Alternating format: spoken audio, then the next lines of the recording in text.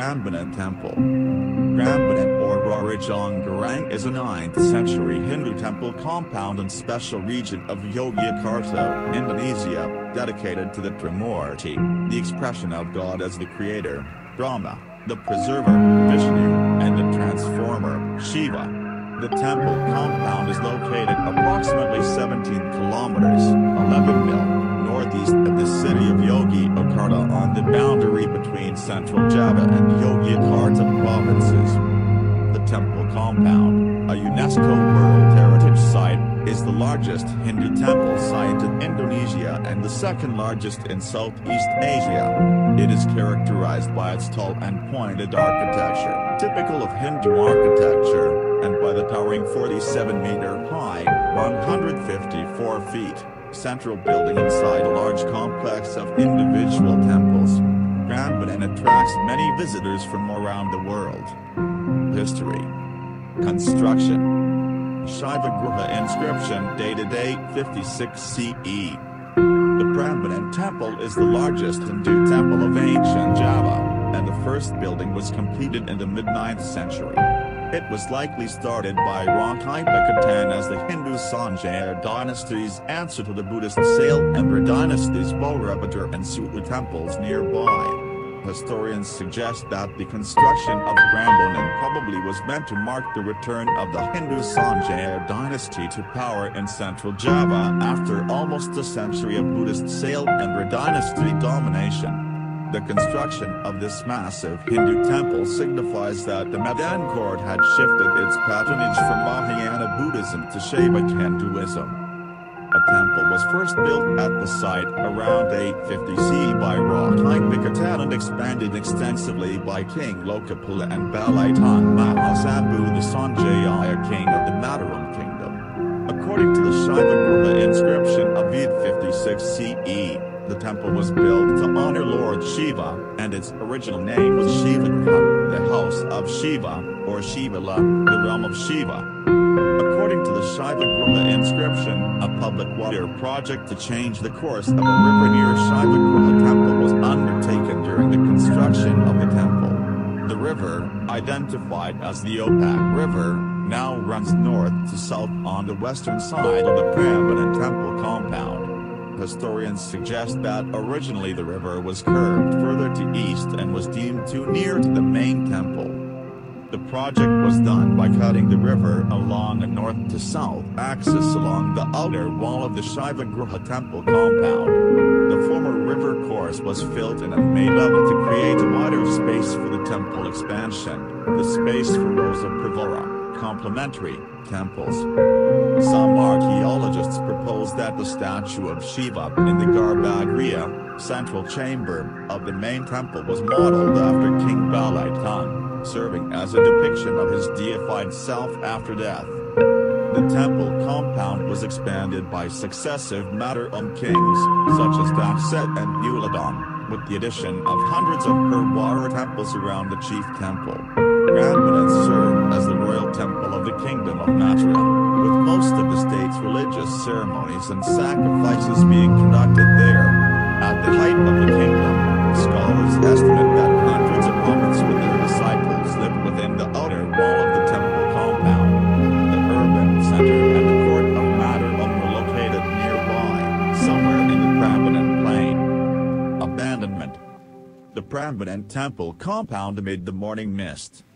In the 930s, the court was shifted to East Java by Mpu Sindok, who established the Izana dynasty. An eruption of Mount Merapi volcano, located north of Prambanan in central Java, or a power struggle probably caused the shift. That marked the beginning of the decline of the temple. It was soon abandoned and began to deteriorate. The temples collapsed during a major earthquake in the 16th century. Although the temple ceased to be an important center of worship, the ruins scattered around the area were still recognizable and known to the local Javanese people in later times. The statues and the ruins became the theme and the inspiration for the Lord Jongarang folktale. After the division of Mataram Sultanate in 1755, the temple ruins and the Opak River were used to demarcate the boundary between Yogyakarta and Surakarta, Solo, Sultanates, which was adopted as the current border between Yogyakarta and the province of Central Java. Rediscovery. The ruins of Prambanan circa 1895, soon after the rediscovery. The Javanese locals in the surrounding villages knew about the temple ruins before formal rediscovery, but they did not know about its historical background, which kingdoms ruled or which king commissioned the construction of the monuments. As a result, the locals developed tales and legends to explain the origin of temples, infused with myths of giants and a cursed princess. They gave Prambanan and Sulu a wondrous origin. These were said in the Loro Jongarang legend to have been created by a multitude of demons under the order of Bondan Bondowoso. It is the largest Hindu temple of ancient Java. The temple attracted international attention early in the 19th century. In 1811, during the short-lived British occupation of the Dutch East Indies, Colin Mackenzie, a surveyor in the service of Sir Thomas Stamford Raffles, came upon the temples by chance. Although Sir Thomas subsequently commissioned a full survey of the ruins, they remained neglected for decades. Dutch residents carried off sculptures as garden ornaments, and native villagers used the foundation stones for construction material. Half-hearted excavations by archaeologists in the 1880s facilitated looting. In 1918, the Dutch began reconstruction of the compound and proper restoration only in 1930. Efforts at restoration continue to this day. The reconstruction of the main Shiva temple was completed around 1953 and inaugurated by Sukarno. Since much of the original stonework has been stolen and reused at remote construction sites, restoration was hampered considerably. Given the scale of the temple complex, the government decided to rebuild shrines only if at least 75% of their original masonry was available. Most of the smaller shrines are now visible only in their foundations, with no plans for their reconstruction. Contemporary events. Ramayana dance performance and Prambanan night view from the Trimurti open-air stage. In the early 1990s, the government removed the market that had sprung up near the temple and redeveloped the surrounding villages and rice paddies as an archaeological park. The park covers a large area from Yogyakarta Solo Main Road and the south, encompassing the whole Prambanan complex, the ruins of Lambang and Bubra temples, and as far as the Sulu temple compound in the north. The Trimurti open-air and indoor stages on the west side of the temple, across the Opak River, were built to stage the ballet of the traditional Ramayana epic. This traditional Javanese dance is the centuries-old dance of the Javanese court. Since the 1960s, it has been performed every full moon night in the Prambanan temple. Since then, Prambanan has become one of the major archaeological and cultural tourism attractions in Indonesia.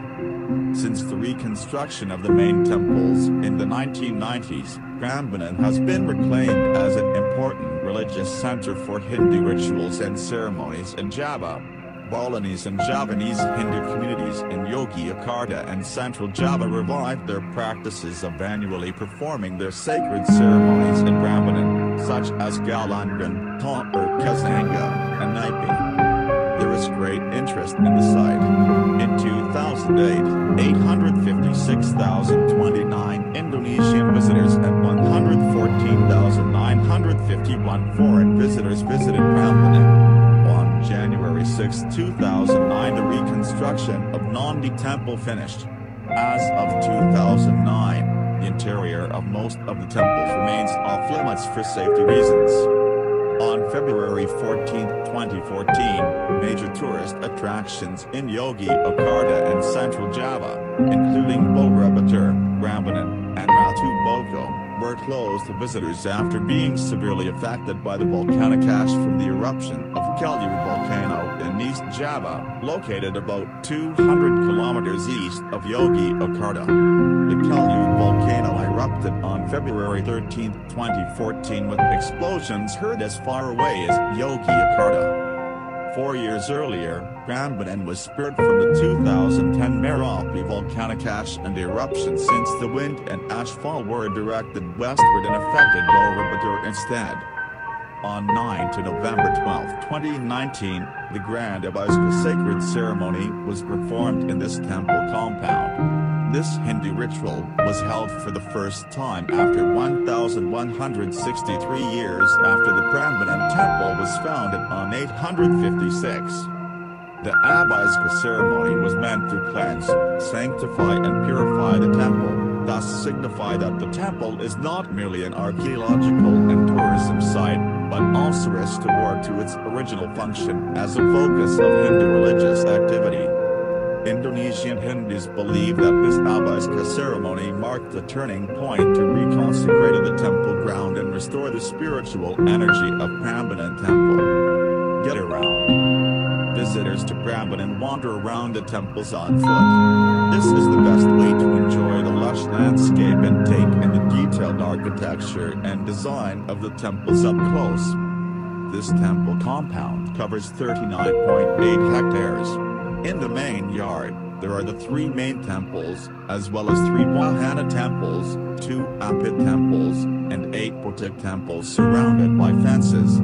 In the second yard, there are another 224 perwara temples. Wandering around here and examining the intricate stonework will be enough to keep you busy all day.